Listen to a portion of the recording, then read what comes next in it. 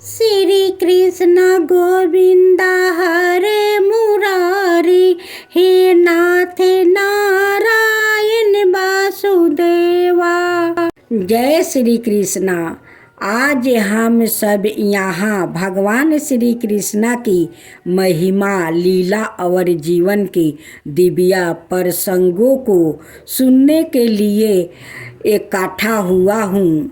भगवान श्री कृष्णा केवल एक देवता नहीं, बल्कि प्रेम, करुणा, नीति और धर्म के प्रतीक है। उनका जीवन बाल लीला से लेकर गीता उपदेश तक हर मोड़ पर हमें सिखाता है कि जीवन को कैसे जीना चाहिए। उनकी बांसुरी की धुन में भक्ति है, उनके मुस्कान में माया है और उनके उद्देश्यों में गूढ़ ज्ञान छिपा है। आज जब हम श्री कृष्णा कथा श्रवण करने जा रहे हैं तो हमारा उद्देश्य केवल सुनना नहीं, बल्कि उनके चरित्रों से शिक्षा लेना, अपने हृदय में भक्ति का दीप जलाना और आत्मा को शुद्ध करना है। आइए भक्तजनों, हम सब मिलकर एक गीत चित होकर इस पावन कथा का श्रवण करें। कृष्णा वंदे जगत गुरु में उस जगत गुरु श्री कृष्णा को नमन करते हुए कथा का आरंभ करते हैं। जय श्री कृष्णा, राधे राधे। जय श्री कृष्णा, राधे राधे। 2025 जन्माष्टमी का त्योहार हर साल भाद्रपद मास के कृष्णा पक्ष की अष्टमी तिथि को मनाया जाता है। इस बार कृष्णा जन्माष्टमी 16 अगस्त शनिवार के दिन मनाई जाएगी। हिंदू धर्म में कृष्णा जन्माष्टमी का त्योहार बहुत ही खास माना जाता है। धार्मिक मान्यताओं के अनुसार भगवान श्री कृष्णा का जन्म और रोहिणी नक्षत्र में हुआ था। श्री कृष्णा जन्माष्टमी का उत्साह बड़े ही धूमधाम से मनाया जाता है। इस दिन श्री कृष्णा के बाल रूप की लड्डू गोपाल की पूजा अर्चना की जाती है और व्रत भी रखा जाता है। द्वापर युग में भाद्रपद कृष्णा अष्टमी तिथि की आधी रात को मथुरा के कारागार में वासुदेव की पत्नी देवकी के गर्भ से भगवान श्री कृष्णा ने जन्म लिया था। श्री कृष्णा ने बुधवार को रोहिणी नक्षत्र में जन्म लिया था। अष्टमी तिथि को रात्रि काल अवतार लेने का प्रमुख कारण उनका चंद्रवंशी होना बताया जाता है। श्री कृष्णा चंद्रवंशी, चंद्रदेव उनके पूर्वजों और बुध चंद्रमा के पुत्र है। इसी कारण चंद्रवंश में पुत्रवत जन्म लेने के लिए कृष्णा ने बुधवार का दिन चुना। भगवान श्री कृष्णा ने माता देवकी के 8वें संतान के रूप में जन्म लिया था। कृष्णा जी का जन्म मथुरा में मामा कंस के कारागार में हुआ था। माता देवकी राजा कंस की बहन थी, इसलिए भाद्रपद कृष्णा अष्टमी तिथि को भगवान श्री कृष्णा का जन्म उत्साह मनाया जाता है। कंस को साता का लालच था। उसने अपने पिता राजा उग्रसेन की राजगद्दी छीनकर उन्हें जेल में बंद कर दिया था और सवाई को मथुरा का राजा घोषित कर दिया था। राजा कंस अपनी बहन देवकी से बहुत प्रेम करता था। उन्होंने अपनी बहन का विवाह वासुदेव से करवाया था, लेकिन जब वो देवकी को विदा कर रहा था तभी एक आकाशवाणी हुई कि देवकी का 8वां पुत्र कंस की मौत का कारण बनेगा। यह सुनकर कंस डर गया। उसने तुरंत अपनी बहन और उसके पति वासुदेव को जेल में बंद कर दिया। उनके आसपास सैनिकों की कड़ी पहरादारी लगा दी।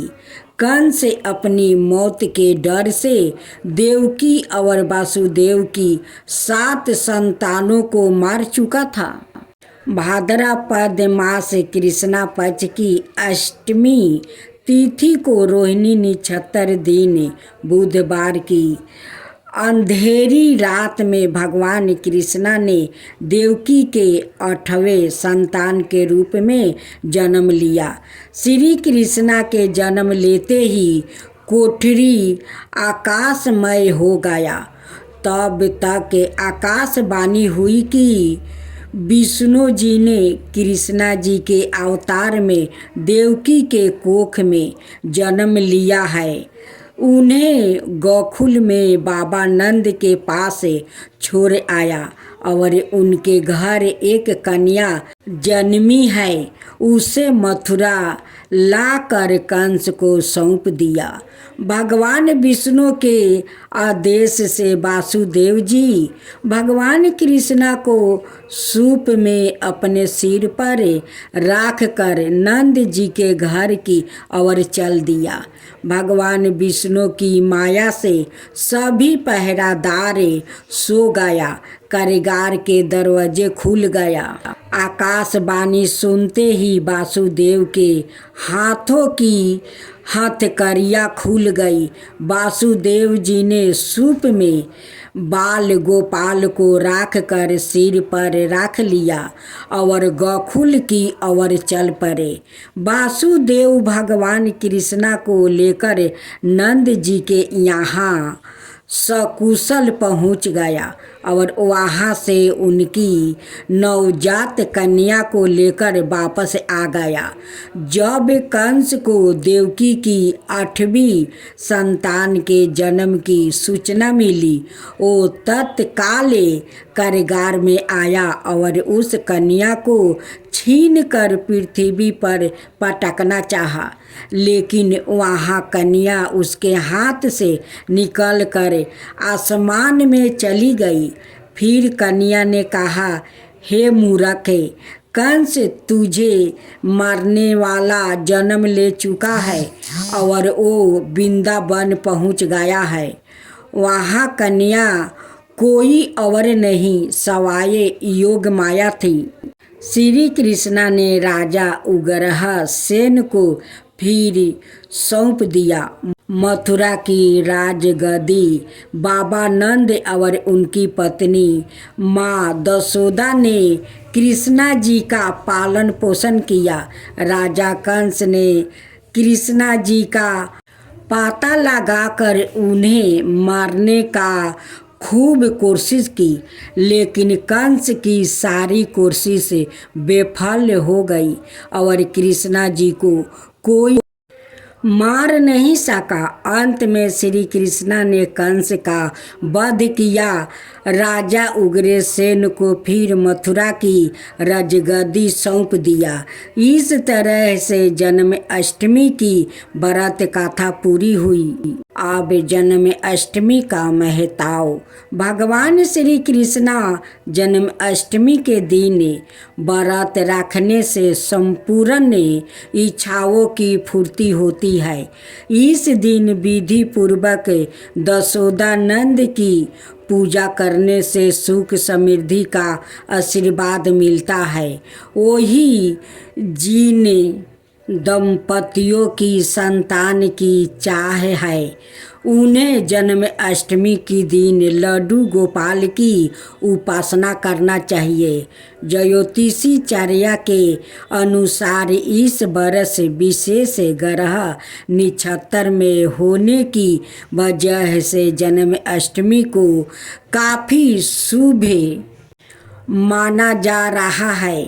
साधना करने के लिए श्री कृष्णा के भक्तों के लिए यह बहुत महत्वपूर्ण समय है। वैसे तो हर जन्माष्टमी शुभ होती है और श्री कृष्णा भक्तों के सारे दुख हर लेते हैं, लेकिन अगर आप विशेष काल और नक्षत्र में भजन कीर्तन के साथ श्री कृष्णा का गाथा सुनते हैं, लीला अमृत का पाठ करते हैं, तो इससे भगवान श्री कृष्णा प्रसन्न होंगे।